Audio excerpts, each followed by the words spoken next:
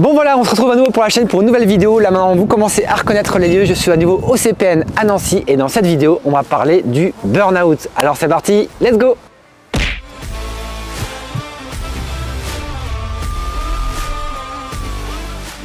Voilà qu'on se retrouve à nouveau au CPN, je suis à nouveau en présence du docteur David Masson. On avait déjà fait plusieurs vidéos ensemble. Je te laisse te présenter.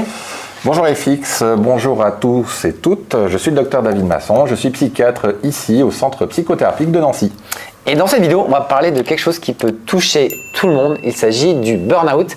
Est-ce que tu peux nous expliquer ce que c'est que le burn-out? Alors le burn-out est aussi appelé le syndrome d'épuisement professionnel. Le premier élément à avoir en tête, c'est pas une maladie. Souvent c'est confondu avec une maladie, mais en fait c'est un processus, on va le décrire par la suite.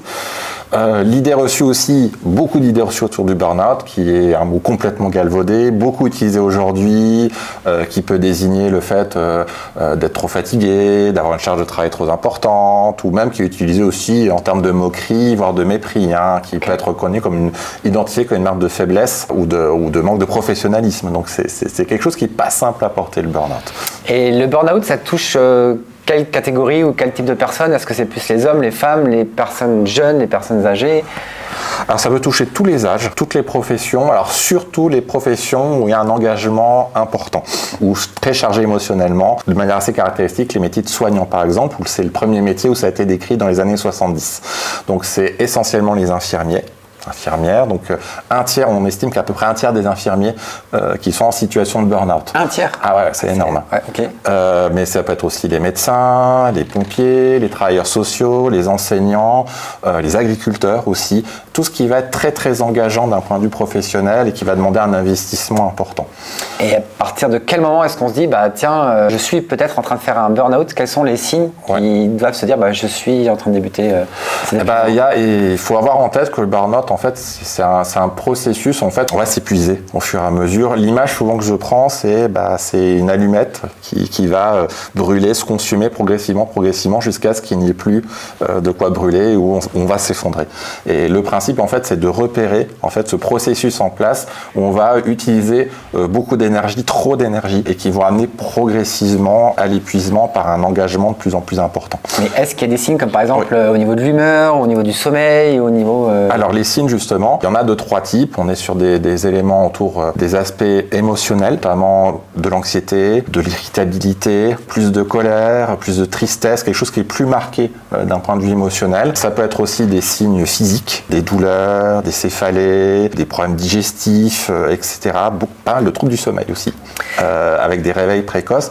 Et puis des aspects aussi autour de la modification un peu du caractère, plus de cynisme, de détachement.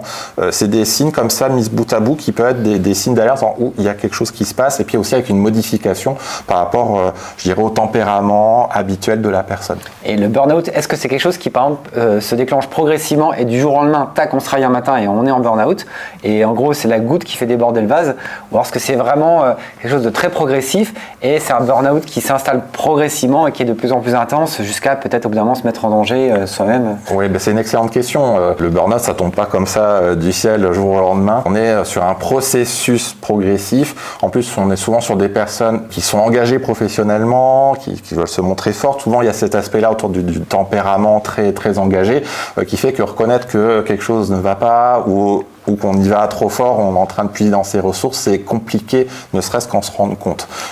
C'est ce que j'ai l'impression, en fait, souvent moi, les retours que j'ai déjà eu sur les gens que je vois aux urgences qui sont sur des tableaux de burn-out, c'est que souvent les gens ont un peu la tête dans le guidon, et qu'en fait on ne se rend pas compte, et que c'est souvent l'environnement extérieur qui dit il y avait déjà des alertes, mais qu'on était tellement focus dans le guidon sur cet objectif, sur les objectifs qu'on avait, qu'on ne s'en rend pas compte, et qu'on s'en rend compte au bout d'un moment, on est déjà un peu la tête sous l'eau, quoi. Oui, c'est ça. Ouais, c'est souvent comme ça, malheureusement, où on est sur un processus qui s'est mis progressivement en place avec une adaptabilité à la situation. Bon, ça va aller, ça ira mieux demain. S'il y a trop de travail, c'est peut-être parce que je ne m'organise pas bien, mais pas forcément parce que la charge est effectivement trop importante.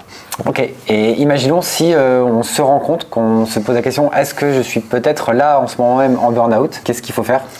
Déjà, c'est vrai que se rendre compte qu'il y a une difficulté, c'est déjà un premier pas énorme. Parce que, comme disait, c'est pas simple quand même de se dire que là, je suis en situation d'épuisement et il y a peut-être quelque chose à faire, il y a peut-être une difficulté, un souci. Le risque principal du burn-out, ça va être les complications. Ouais. Les complications, ça va être souvent la dépression. Parce que la dépression n'est pas un burn-out, mais le burn-out, c'est un facteur de risque de dépression. Okay. Alors, comment distinguer les deux ? Peut-être. Ouais. Le burn-out, on est sur un état de tristesse, de fatigue qui est surtout centré sur la sphère professionnelle et qui n'existe pas forcément en dehors. Dans la dépression, il y a cet aspect de permanence de l'asthénie, même en situation de vacances, de perte de plaisir dans différentes sphères de la vie de la personne. Ça sort de l'environnement professionnel. Ouais, alors que là, c'est vraiment, on est très centré sur la sphère professionnelle, et lorsqu'on est extrait de la sphère professionnelle, c'est un soulagement. Dans le cadre de dépression, c'est pas forcément le cas. L'autre complication aussi souvent fréquente, c'est les problèmes d'addiction. Par exemple, de prise d'alcool, en visant anxiolytique, pour oublier, etc. Ça, c'est assez classique.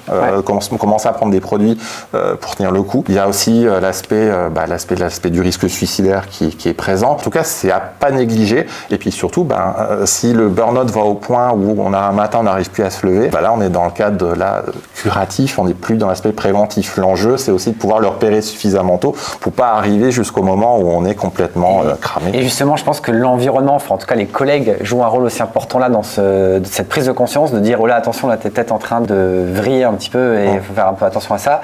Et imaginons là, il y a des gens qui regardent cette vidéo et qui ont peut-être justement un collègue qui est un peu dans cette situation-là. Qu'est-ce qu'il peut faire? Est-ce qu'on va le voir frontalement en disant écoute, je pense que tu es en train de peut-être débuter un burn-out, ou est-ce que ça se fait progressivement, ou est-ce qu'il faut le faire ou pas? Aller directement frontalement faire un burn-out, ça peut être un petit peu trop frontal. Par contre, parler de demander comment il va, peut-être aussi faire part de ses observations. Souvent, ce qui est les petites choses qui peuvent être observées, la personne a l'air plus irritable, elle a l'air plus détachée, elle n'a pas l'air d'aller bien. Aller questionner en fait en demandant un petit peu son ressenti, qu'est-ce qu'il en pense lui, est-ce qu'elle pense que c'est en lien avec la charge professionnelle, il y a peut-être d'autres difficultés par ailleurs, mais en tout cas d'amener une forme d'empathie et d'intérêt pour autrui en disant je perçois quelque chose qui ne va pas, est-ce qu'on peut en parler? Et c'est vrai que ça, je pense que c'est important parce que le fait que justement le collègue pose ces questions-là, ça peut amener à se dire tiens, pourquoi il me pose ces questions-là justement, alors qu'il a la tête dans le guidon, tiens, il y a mes collègues autour me disent que j'ai l'air pas bien alors que moi je me sens bien, mais il y a peut-être un souci, ça peut permettre peut-être de se poser des questions et puis de réfléchir un peu sur soi-même à ce moment-là. Oui, c'est ça. C'est de pouvoir amener à se poser la question de effectivement, je suis peut-être en train de m'épuiser. Et donc si je me pose la question, qu'est-ce que je fais après? Alors, déjà, faut savoir, donc c'est pas une maladie, mais ça risque, les complications sont possibles. C'est déjà de faire le point où on en est. On peut se faire aider aussi d'un professionnel. Alors, important aussi, attention aux médications anxiolytiques, antidépresseurs, etc. Si on peut éviter, ça peut être pas mal ou alors accompagner d'un professionnel de santé avec son médecin traitant, par exemple. Ça, c'est très très important. Attention palliatif pour rendre les situations plus acceptable et supportable, c'est que des manières de reculer en fait. Parce qu'au final, l'épuisement professionnel, le burn-out passe par un épuisement professionnel, donc au final on peut se dire qu'au final le traitement, même si c'est pas une maladie, mais ça peut passer justement par un arrêt de travail et par un temps de repos pour justement s'éloigner un peu de sortir la tête de l'eau un petit peu. C'est exactement ça. Le traitement du burn-out, c'est l'arrêt, c'est le repos. Le repos avec coupure, attention, parce que vous avez aussi le repos, je prends des jours, je continue à traiter mes mails pro, je continue de répondre, etc. On en a pas parlé un petit peu, mais tout ce qui est justement les mails qu'on a maintenant sur le téléphone, où justement le travail maintenant nous suit à la maison et va empiéter de plus en plus sur le temps de repos, et c'est ce qui peut favoriser, je pense, l'apparition de ces symptômes-là un petit peu de burn-out. Il y a ça, il y a la question de la charge de travail, il y a la question effectivement d'une porosité vie professionnelle, vie privée, où effectivement beaucoup de personnes vont traiter les affaires le soir, le week-end ou pendant les vacances, parce qu'il y a une forme d'engagement aussi. Je veux dire, c'est le revers de la qualité de l'engagement. C'est-à-dire quelque chose où des fois il peut être difficile de poser des limites. Et après le burn-out, donc ça passe par un arrêt de travail, mais combien de temps à peu près l'arrêt de travail? Est-ce que c'est pas une semaine? C'est pas une semaine. Alors généralement les gens qui ont ça se disent déjà je suis d'accord, mais juste une semaine. Non. C'est plusieurs semaines. Tout dépend du niveau d'épuisement, mais c'est pas rare qu'il y ait 1 mois, voire 6 mois des fois. Faut se rendre compte aussi qu'il faut pouvoir recharger les batteries. Si elles sont complètement à plat, ça se fait pas en 2 jours. Et après l'objectif dans cet arrêt de travail, c'est de couper Totalement en fait. Hein, ah bah oui. Tout ce qui est environnement de travail, donc justement les mails, tout ça, de pas continuer à répondre.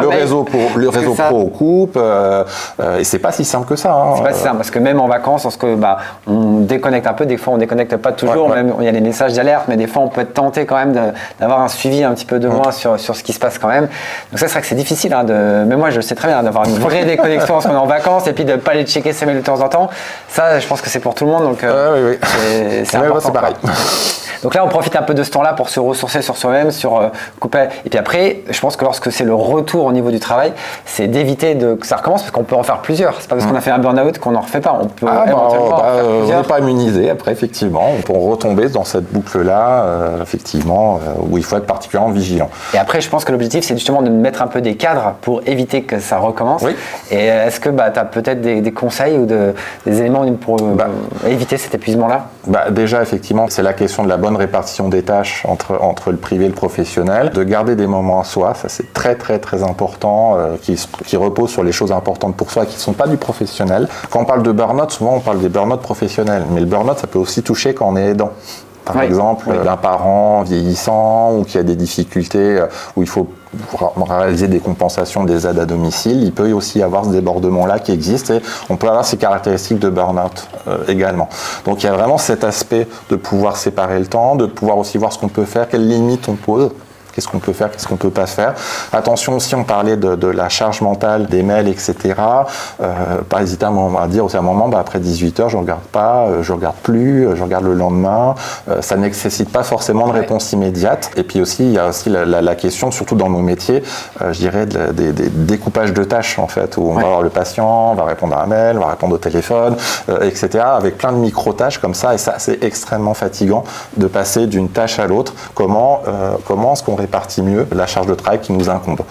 Ok, d'accord. Un point aussi, peut-être aussi important, on peut se faire aider d'un point de vue psychologique. Le psychiatre n'est pas obligatoire, hein, sauf si effectivement on rentre dans un aspect d'une complication psychique. Mais le médecin traitant, c'est vraiment une aide importante pour je dirais, recaler cognitivement, faire le point avec quelqu'un qui a du recul. On peut se faire aider aussi d'un point de vue psychologique avec une psychologue sur les aspects justement de l'engagement au travail. Le burn-out aussi, on peut s'en sortir, parce que c'est important de le dire. Et on peut retirer une expérience de ça. C'est-à-dire, qu'est-ce que je peux mettre en place pour que justement ça ne se reproduise pas et comment je peux appréhender la question de l'engagement professionnel derrière.